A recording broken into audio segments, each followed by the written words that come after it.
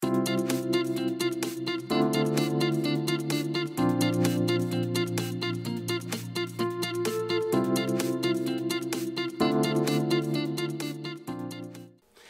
what's going on, guys? Welcome back to another episode of Bad Beast Barbecue. Hey, today we're going to be cooking out on the RecTech 680, the big black boy we have sitting out there on the deck today.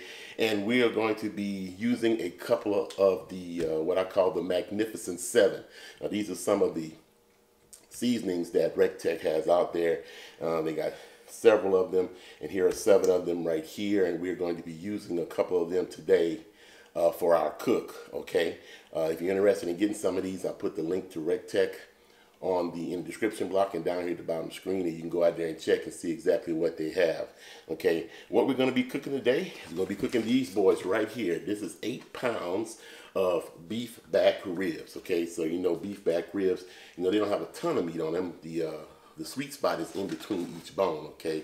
I think that's called the intercostal, okay? So that's where the money is right there. So we're gonna be cooking these bad boys, and we're gonna go ahead and prep them up. We got 2 slabs here, so we're gonna use 2 different RecTech rubs today, okay? So hey, sit back, relax, and don't go nowhere, and watch us do our quick prep work and throw them on the smoker, and then we'll talk about the results after it's all done. Hey, don't forget to subscribe. All right, guys, so we got our first set of ribs here, and we're going to go ahead and try to get this membrane off the back of it. It's just like the membrane you would take off the back of pork ribs. It has a big, thick membrane also. And we're going to use a butter knife here, and I'm going to work underneath the skin and raise it up like so.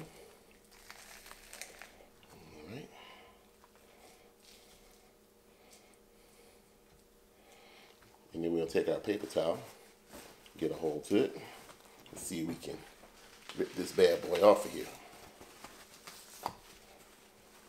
The thing about silver skin is it may come off in pieces, so you have to be patient in trying to get it all off, okay?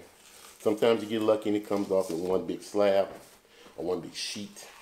Other times you got to put in a little work. So this one here is making us put in a little work, but it's coming off, so as you can see.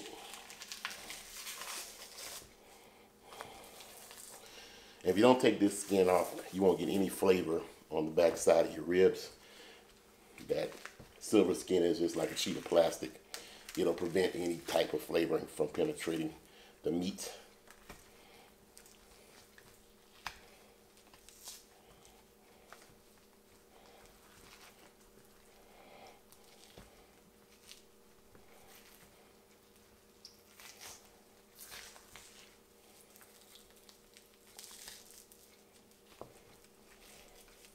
Alright, looks like we're almost there.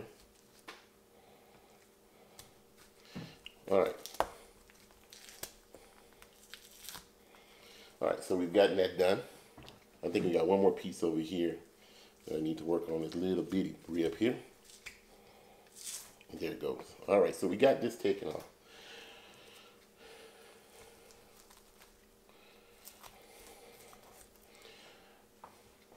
All right, so let me go ahead and take the membrane off the second set of ribs, and we'll get back to seasoning it. All right, guys, so we got our silver skin off, and now we're going to go ahead and get these boys seasoning. So the first thing we're going to use RecTech Grill's Ben's Heifer Dust. Okay, so this is supposed to be good for beef, so we're going to go ahead and try that out right now.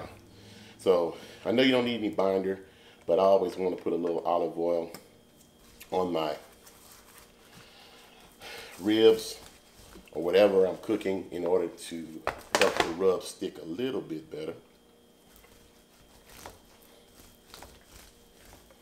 All right.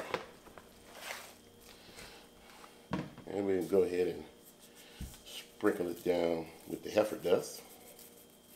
Now you could do it Texas style and do it just straight 50-50 coarse salt and kosher, coarse pepper and kosher salt. You could do that if you want to, maybe with a little bit of garlic in it. You don't have to have a rub. If you have a favorite rub, then by all means go ahead and use it on your ribs. But I wouldn't suggest putting anything sweet on beef. To me, beef and sweet seasonings just don't go well together. Personal preference. I know some people might put a tad bit of brown sugar or whatever on it, but I just like the straight savory taste of a rub on beef. So, all right, so we're gonna get this one done, and we're gonna go ahead and do the other one. And the other one we're gonna be using is Ron's Kicking Espresso Joe Rub. Now this one has a nice coffee smell to it, so that's going to be interesting on the beef. All right, so hey, hang around. We're gonna finish up this quick prep work, and we'll take you out to the deck. We'll throw them on the 680, and then we'll see what we get. So hey, let's get it.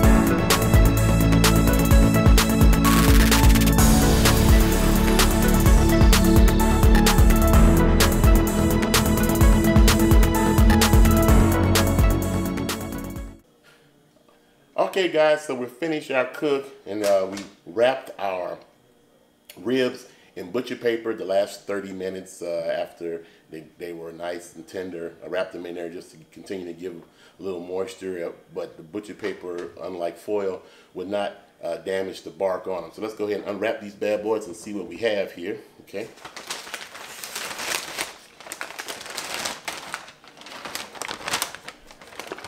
I like these everywhere.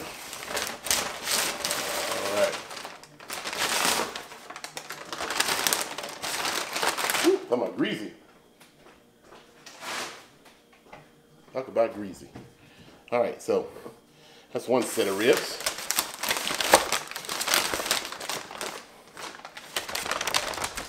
And that's the other set of ribs. Man, talk about look good.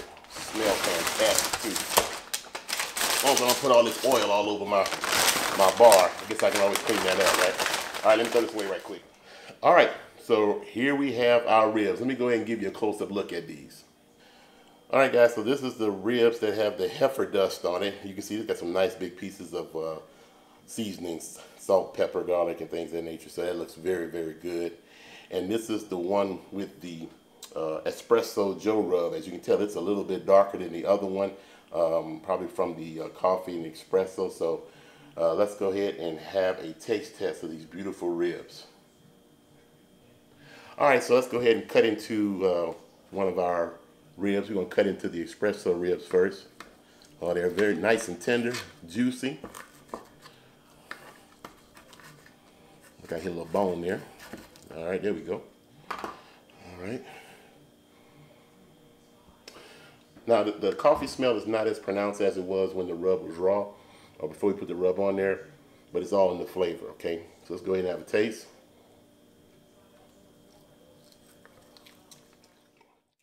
Okay. My verdict on the espresso rub is that it has very good flavor. It's very savory. However, the espresso flavor didn't come through as well as I thought it would, as the aroma of the rub would indicate. It has a great coffee smell, but the coffee taste didn't really come through very well in the rub, although it's a great rub. It's very savory. It's very, very good, okay? All right, let's go ahead and try the heifer dust, okay? So we'll go ahead and cut some ribs here.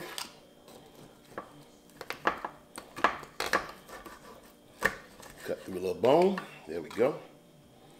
All right. This has a great smell too. Fantastic. Let's go ahead and have a taste of this one. Wow. These are great. Great, tender, moist, flavorful. I like that heifer dust. The heifer dust does a very good job. Taste of salt and pepper, a little bit of garlic there. It's a very robust flavor for this. It's not overly salty. It's very, very, very, very good. So, definitely want to make you gnaw on this bone for quite a while.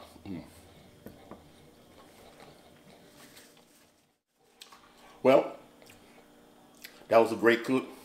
Once again, we used Rectech Grill's seasonings. This is the heifer dust, and this is the Kicking Espresso Joe Rub and Ben's heifer dust. Both of these are very good ribs. I just didn't get the coffee flavor from the espresso like I had expected. Maybe next time we'll try something else, and maybe we'll put it on some wings or something, and possibly the coffee flavor will come through them. All in all, though, this was a fantastic cook.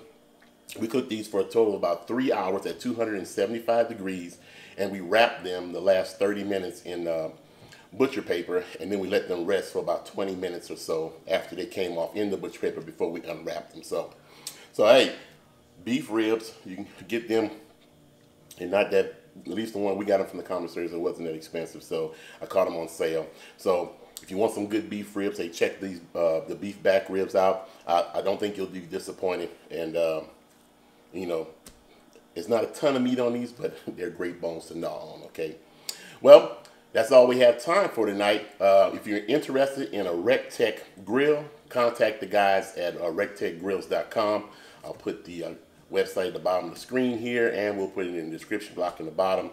They got some new grills coming out, and they're upgrading some of the other grills, so you might want to check them out. Also, check out, they have great accessories and some good seasonings, and so we'll test out the other seasonings and some other cooks in the weeks to come. So, well, like we always say, where there's smoke, there's fire. If it's fire, then damn it, there just might be a barbecue there. Whew. Shit.